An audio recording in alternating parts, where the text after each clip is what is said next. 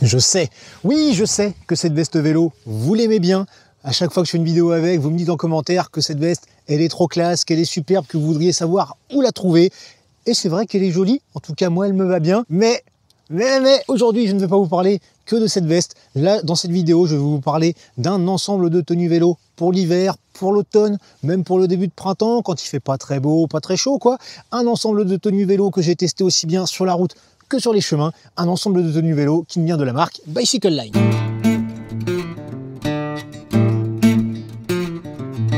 Alors Bicycle Line, c'est une marque italienne de vêtements pour le cyclisme. C'est une boîte un petit peu familiale, gérée par 3 frangins qui conçoit tous ses produits en Italie, là, dans ses locaux, et qui en fabrique 95% en Europe. C'est une marque qui existe quand même depuis 1987 et pourtant que vous ne connaissez peut-être pas. Parce que bon, c'est vrai, il faut le dire, en France, ça n'a pas l'air trop connu et c'est sans doute pour ça qu'ils m'ont contacté pour que j'essaye leurs produits et que je puisse vous en parler. Donc oui, vous l'aurez compris, cette vidéo est sponsorisée, mais non, je ne suis pas là pour vous réciter un discours commercial ou vous dire que ce sont les meilleurs fringues vélo du monde. Pour dire ça, déjà, il faudrait que j'ai tout essayé et là, on en est très loin. Enfin bon, vous me connaissez, là-dessus, je suis assez transparent et si vous ne me connaissez pas, bienvenue sur la chaîne et tout de suite, je vous invite à vous abonner. En ce qui me concerne, ça fait quasi 3 mois là que j'essaye leurs vêtements hiver et avant ça j'avais déjà pu tester quelques produits de la collection été parce que quand ils m'ont contacté je leur ai dit ok, je veux bien qu'on bosse ensemble mais avant ça je veux tester, tout simplement parce que comme vous je suis un petit peu méfiant quelquefois vis-à-vis des choses que je ne connais pas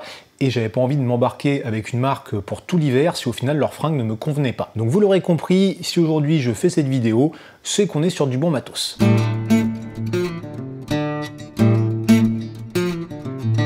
Il est temps de rentrer dans le vif du sujet et pour commencer, j'ai envie de vous dire que d'une manière générale, là, ces vêtements Bicycle Line, ce sont de beaux produits. Franchement, on a une belle qualité de fabrication, on a des matières qui sont agréables, on a des bons gros zips YKK là pour les vestes, donc ça on sait que c'est costaud. Enfin franchement, au déballage, là quand on découvre tout ça, c'est satisfaisant. Pour la suite de cette vidéo, je ne vais pas vous donner les détails techniques précis de chacun des produits. Sans ça, ça va être un petit peu long et de toute façon, vous aurez le tout là sur leur site internet. Je vous mets le lien dans la description. De la même manière, je ne vais pas vous donner le prix de chaque élément parce que j'ai pas tout en tête et puis parfois il peut y avoir du changement avec les promos et tout. Et au passage, si jamais ça vous intéresse, il y a un petit code promo qui vous attend dans la description. Sur ce, c'est parti pour le défilé. Et on attaque avec cet ensemble Fiandre S2 qui est issu de leur collection Corsa. Et là, si je vous donne le nom de la collection, c'est surtout pour que vous puissiez retrouver facilement sur le site les équivalents féminins. Parce que la Fiandre S2, c'est pour les hommes, mais pour les femmes, ça pourra avoir un autre nom. Et là, j'ai pas les fringues femmes à vous présenter, sauf là en image Laurence que vous connaissez, vous avez déjà vu sur la chaîne, qui s'est offert une tenue Bicycle Line et qui jusque maintenant en est très contente. Et on peut aussi voir sur cette photo qu'elle est très contente d'apprendre à changer sa chambre à air en cours de sortie. Et là, petit conseil, apprenez à réparer vos crevaisons à la maison, ça permet quand même de partir un petit peu plus sereinement. Donc pour cet ensemble, j'ai osé la couleur, parce que je trouvais ça sympa, ça changeait un petit peu, mais si vous n'aimez pas d'inquiétude, ça existe aussi dans des versions beaucoup plus sobres. Et pour la couleur, c'est vrai que c'est surtout la couleur du collant, là, cette espèce de bordeaux, violet, quelquefois qui tire un petit peu sur le rose en fonction des images, qui a fait beaucoup parler, notamment quand je postais des photos sur Instagram. Mais les gars, je vais vous dire, ça a été largement validé par la jante féminine et donc si vous pensiez pécho à vélo, pensez-y. Là on est sur un collant thermique avec lequel je n'ai pas eu froid aux pattes, même à des températures bien basses, et ce collant il a un petit truc sympa. De chaque côté on a une poche comme ça, qui n'est pas la poche la plus large du monde, ça prend pas toute la largeur de la cuisse comme on voit parfois, mais qui permet déjà de mettre, je sais pas, de la nutrition, des gants, enfin ce genre de choses. Et au niveau du confort, on a un insert qui est pas mal du tout, que je peux vous montrer ici dans la version noire. Alors sur le site c'est marqué que c'est un insert Goose, alors j'ai pas bien compris si c'était la marque ou le modèle, j'ai pas trouvé plus d'infos, et qui est indiqué pour des sorties allant de 3 à 5 heures. Moi j'ai fait peut-être jusqu'à 4h30, presque 5 heures avec, et franchement au niveau confort j'étais bien. L'insert qu'on verra dans les collants et cuissards suivants est encore mieux, mais déjà là franchement pour des sorties un petit peu longues on est très bien. Concernant le maillot, tout d'abord faut que je vous montre ici le col qui est un petit peu bouloché. Ça, ce sont les seules traces d'usure que j'ai pu remarquer sur les produits Bicycle Line à ma disposition. À l'arrière on a 3 poches, une disposition assez classique, des poches assez profondes. Là vous voyez j'ai un Google Pixel 6 Pro qui rentre largement alors que c'est quand même une brique le machin. Et sur le côté, petite poche zippée avec un zip bien costaud, ça fait plaisir. C'est un maillot qui est thermique et déperlant, mais qu'ils indiquent pour une plage de température, je crois, de 12 à 20 degrés. Donc pas hyper froid, mais en fonction de ce que vous mettez en dessous, il y a moyen de descendre bien plus bas. Moi, par exemple, j'ai utilisé leur première couche comme ça en mérinos, là, la version manche longue, et en mettant les deux, j'ai fait des sorties à peut-être 5-6 degrés, en étant bien. J'ai même fait des sorties quelquefois avec une petite pluie, une petite bruine.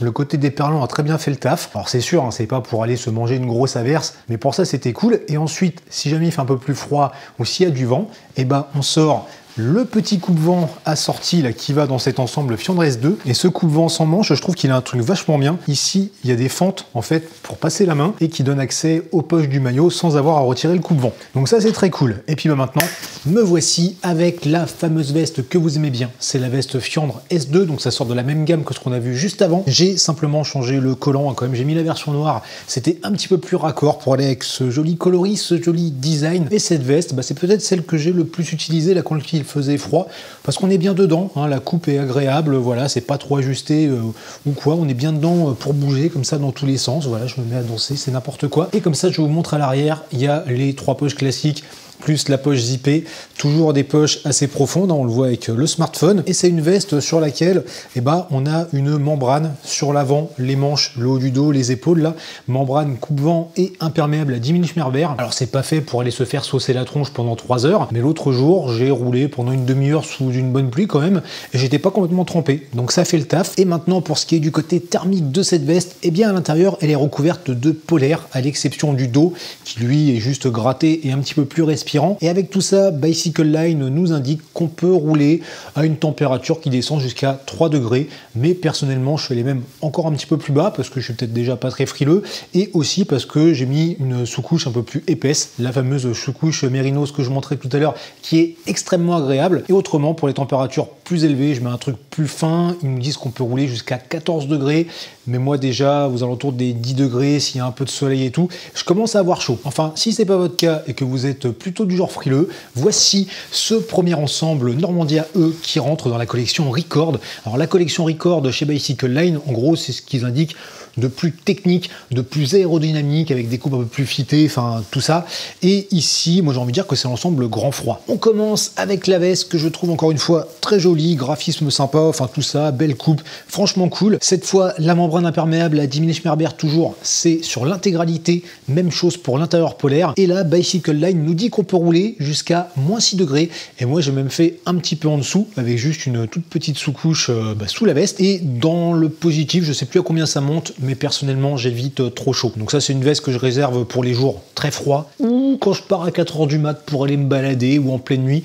Voilà, donc là on est bien. Par contre sur cette veste ils ont fait une petite originalité au niveau des poches et ça me perturbe un petit peu. On a de ce côté là une grande poche zippée, donc ça c'est plutôt cool.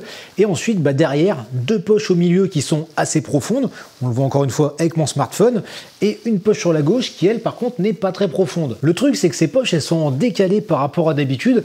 Du coup moi qui suis droitier et qui met généralement mon smartphone dans la poche de droite, là il faut que j'aille chercher un petit peu plus loin, et pour les 2 autres poches c'est plutôt avec la main gauche. Donc c'est pas hyper gênant en soi, mais c'est une habitude à prendre, et c'est vrai qu'au début quand on fait pas attention, ça surprend un petit peu. Le collant lui par contre il a pas de poche, et ça c'est dommage parce que moi les poches j'aimerais bien en mettre partout. Par contre il est dans une matière qui est le Super Roubaix DWR, et Super Roubaix ça je vous le donne parce que je crois que c'est ce qu'on retrouve sur plein de vêtements de ce type. DWR c'est parce qu'il est résistant à l'eau et puis il est coupe-vent, et en plus, parce qu'il faut en plus qu'il le soit, il est confortable à porter et confortable pour votre cul. On retrouve cet insert de la marque Elastic Interface, et il me semble que c'est le même que celui qui était dans le cuissard été que j'ai pu tester cet été. Il est donné pour des balades de 7 heures et plus. C'est peut-être le meilleur ou un des meilleurs que j'ai pu essayer. Il est un peu plus ferme que ce qu'on a vu tout à l'heure. Vraiment, je suis hyper bien avec. Alors après, ça fait pas tout, hein. Faut aussi trouver la bonne selle, enfin tout ça. Mais j'en suis très très content. Bref, là je commence à avoir un petit peu chaud, donc je vais aller changer de tenue. Et je reviens avec mon coup de cœur de cette sélection Bicycle Line, le maillot manche longue en laine Mérinos, qui est d'un confort, enfin qui est tellement agréable à porter. Alors il n'est pas coupe-vent, il n'est pas imperméable, il est juste confortable, ni trop chaud, ni pas assez. La laine Mérinos, on sait que ça thermorégule bien. Puis en fonction de ce qu'on va mettre en dessous au-dessus, on va pouvoir l'utiliser quand même à des températures assez basses et un peu plus hautes, du genre 12 à 14 degrés, peut-être même un peu plus, hein, ça dépend de chacun. Puis quand il commence à faire un peu trop frais, quand il commence à y avoir un petit peu de vent, il suffit de sortir un petit coupe-vent avec manche, sans manche, peu importe. Là j'ai un sans manche, c'est le Normandia qui est imperméable à 8 mm Merber, donc ça permet déjà de se prendre quelques gouttes de pluie. Bon, par contre ce qui est dommage, c'est qu'il n'y a pas, comme tout à l'heure, les fentes pour accéder aux poches du maillot, mais on a des poches directement dessus qui sont peut-être un petit peu amples, hein. Du coup moi j'aurais peur d'y mettre mon smartphone par exemple, mais pour un petit peu de nutrition, pour des gants et tout, c'est plutôt cool. Et là qu'on parle de poches, c'est pour moi le point faible de ce maillot, c'est que les poches manquent un peu de profondeur. On voit ici mon smartphone qui ressort un petit peu. Malgré ça, j'ai jamais eu peur de le perdre, mais c'est vrai que j'aurais aimé un truc un petit peu plus profond. Mais autrement, ce maillot, je le kiffe, mais je le kiffe. Et là que je vous parle de Mérinos, ah bon, j'oublie les chaussettes Mérinos aussi, qui sont ultra confort, ni trop chaud ni pas assez, qui évacue bien la transpiration, et ça avec juste des couvre-chaussures ou des chaussures hiver. J'ai toujours été bien en fait. Laissons ces braves moutons tranquilles quelques instants pour parler du cuissard, qui grosso modo la version courte du collant qu'on a vu juste avant, courte et un petit peu moins épaisse sur l'avant, donc je crois qu'il manque le côté coupe-vent. Et là vous allez me dire, mais pourquoi mettre un truc aussi court pour l'hiver quand ça caille? Et pour ça, il me faut changer une dernière fois de tenue pour vous montrer ce maillot à la coupe plus ajusté, mais dans lequel je suis finalement quand même bien à l'aise pour bouger, donc ça, il n'y a pas de souci. Ce maillot, il est thermique, ils annoncent des sorties possibles de 6 à 18 degrés.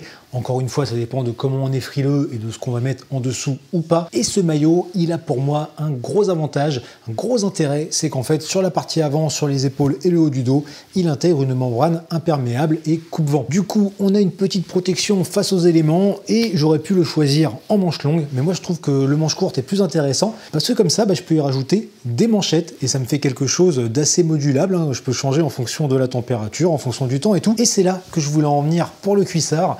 Pourquoi mettre du court alors que c'est l'hiver et qu'il fait froid?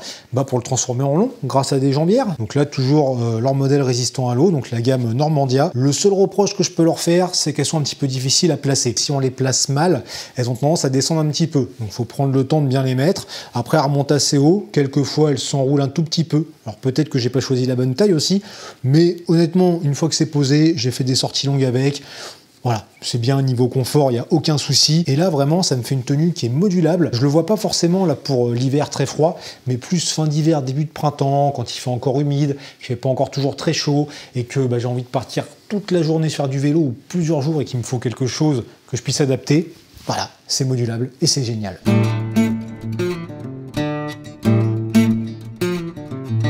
On a déjà vu les manchettes et les jambières, mais là j'ai quelques autres accessoires de chez Bicycle Line à vous montrer. Je vais passer rapidement sur les bonnets sous casque. Donc on a tout d'abord ici le modèle SIA, qui est un bonnet sous casque très léger, très fin, voilà, qui s'enfile comme ça gentiment. Il est pratique parce que vous pouvez le ranger facilement, il prend pas de place et il me tient suffisamment chaud, on va dire jusqu'à 5-6 degrés. Et ensuite quand il commence à faire un peu plus froid, je passe plutôt sur ce modèle là. Donc ça c'est le modèle Pista qui lui est préformé du coup et qui est en plus coupe-vent avec un intérieur gratté. Et celui-ci vraiment il est bien, enfin moi j'ai fait des sorties même avec des températures négatives sans avoir froid au crâne. Donc voilà. Ensuite pour ce qui est des pieds, moi, vous savez, je suis plutôt de la team chaussures hiver. Mais bon, avoir des couvre-chaussures, c'est quand même pratique. Et du coup, j'ai pris une de leurs paires, même si pour moi, c'est compliqué d'en trouver. Parce que vous savez, je chausse du 48.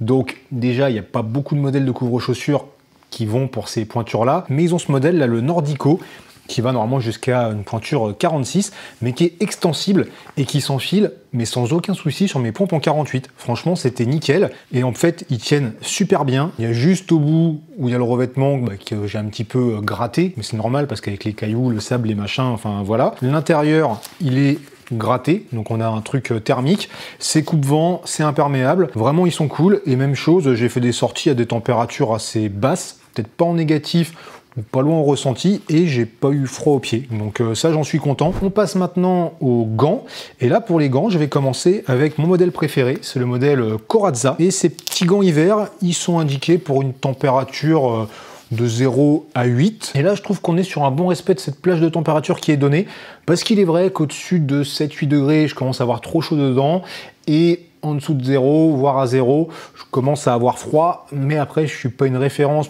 pour tout ce qui est température au niveau des mains, enfin je vous réexplique ça tout à l'heure. Ces gants, ils sont coupe-vent et imperméables. Alors pas imperméables intégralement je pense, parce que entre les doigts, on sent que c'est quand même très respirant. Et par exemple, si vous avez le vent de face, vous sentez quand même l'air frais qui peut rentrer. Autrement, ils sont hyper confortables avec le petit renfort qui est ici. Là, on a les embouts tactiles pour les doigts. Quand j'ai un petit peu chaud avec, je peux passer éventuellement sur le modèle Luce, qui est un peu plus léger, que je vais pouvoir porter jusqu'à une température d'environ 12 degrés.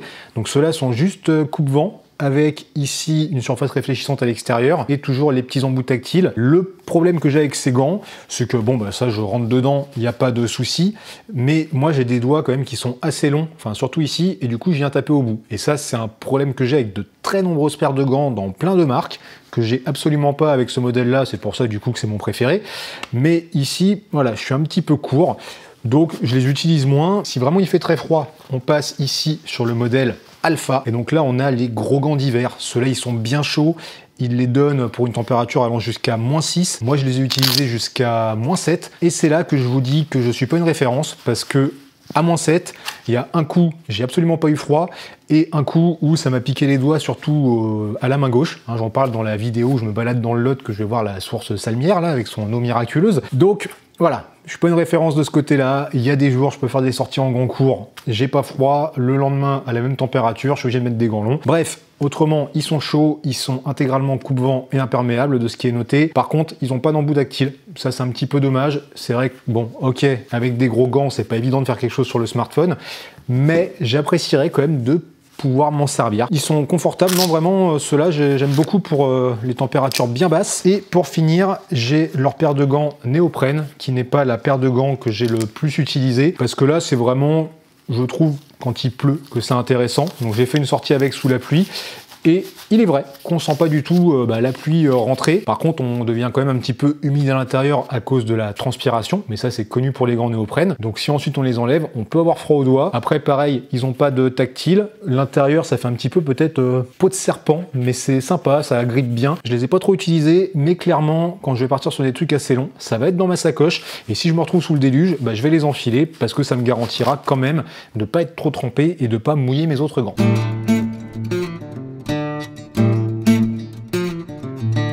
Il me faut anticiper cette question que vous allez certainement me poser dans les commentaires et qui est: comment ça taille? Une question à laquelle il est difficile de répondre parce que comment ça taille par rapport à quoi? Nous avons tous des références différentes et donc pour faire simple, ce que je vous conseille, c'est d'aller sur le site Bicycle Line, de prendre le guide détail, de prendre vos mesures, de comparer tout ça, et normalement, vous tombez pas trop mal. En tout cas, pour moi, c'est bien tombé. Pour info, je fais 1m82, je pèse environ 77-78 kg. J'ai pris du L pour le haut, j'ai pris du M pour le bas. Donc deux tailles différentes, parce que en haut, je reste encore assez large d'épaule. Et en bas, j'ai les jambes d'une fillette de 5 ans, avec au bout des pieds en 48. En haut, j'ai quand même des bras assez longs. Et puis là, si vous me regardez bien de face, vous allez voir que j'ai un petit peu la tronche de travers. Donc ouais, je sais pas ce que mes parents ont foutu. Hein. Je suis le premier à être sorti parmi 3 frangins. Peut-être que j'ai été le brouillon, je sais pas. En tout cas, je suis celui dans lequel ils ont dû mettre le plus d'énergie parce que je suis le plus grand et puis plus ça va, plus c'est petit. Et voilà, je vous ai tout dit au sujet de ces tenues vélo hiver de chez Bicycle Line. Moi, en tout cas, je trouve ça quali, je trouve ça joli, je trouve ça confortable pour faire du vélo, donc c'est tout bon. Et aussi, je trouve que le rapport qualité-prix, il est plutôt intéressant. Mais bon, ça, le prix, c'est un petit peu à l'appréciation de chacun. Maintenant, dites-moi ce que vous pensez de ces tenues dans les commentaires. Si vous avez des questions, ça se passe au même endroit. Pour enchaîner, ici, vous avez une vidéo avec quelques conseils si vous ne savez pas trop comment vous habiller pour faire du vélo quand il fait froid, enfin l'hiver et tout ça quoi. Si vous savez déjà, il y a une autre vidéo de ce côté-là. Je vous laisse liker et partager cette vidéo, vous abonner à la chaîne et je vous dis à très bientôt.